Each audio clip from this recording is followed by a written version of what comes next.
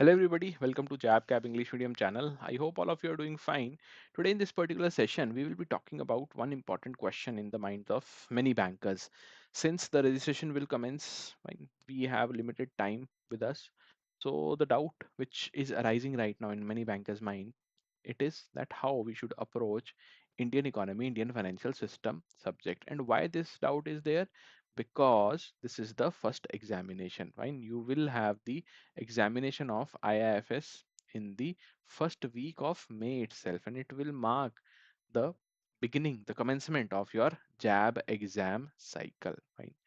So yes, this is a very logical question, a pertinent question which you should have in your mind because it is not only an exam which will be held first, but also it is the toughest, right? The toughest of all. In the past 3 or 4 exam cycles, if you compare it with the other subjects, it is indeed the toughest. And it also requires the special practice. As soon as you begin a particular exam preparation, you would have more time to complete the entire preparation. And along with that, it will also set the tone for the entire JAB exam process. So this is the, you can say, overview that why IFS should be dealt with utmost sincerity. And when we talk about how to study JAB for IFS examination, the things which we have discussed many times, again, I am reiterating it that there is a 5 step formula. If you are focusing solely on the IFS exam, try to have this 5 step formula internalized in your memory. First of all, strategize. You should know the important modules, units, subtopics, which are very, very important. Right? Don't leave any stone unturned when it comes to analyzing the PYQs, and not the PYQs as such, we cannot say, right? Because we don't have the exact wording, but analyze the previous year topics, right? Topics you cannot ignore. So from there, you will be able to know that yes, from this subtopic, the question was asked. So automatically, most subtopics, if they are asked from a particular unit, the unit automatically becomes important.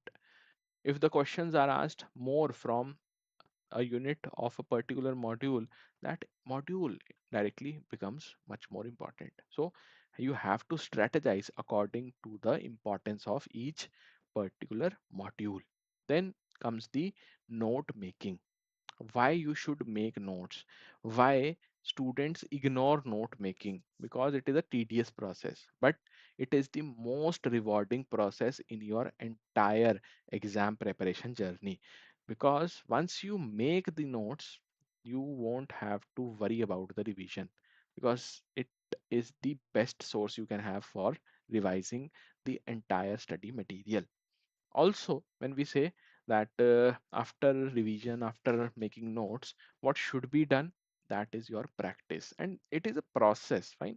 These are the steps which you should do, not in an in a haphazard manner, not in just a random manner. You should have a process flow.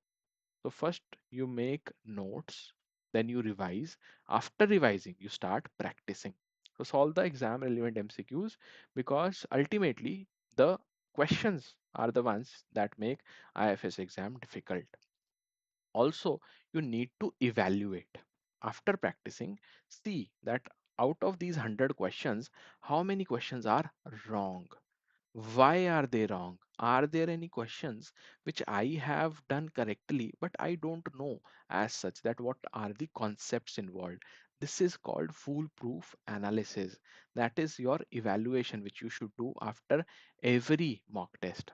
And also be exam ready. See, this examination of IIFS has given nightmares to many bankers for the simple reason that it is very much unpredictable. Nobody can predict what IIBF will ask, from which module it will ask, and ultimately, you never know that what you can expect from the examination of IIFS.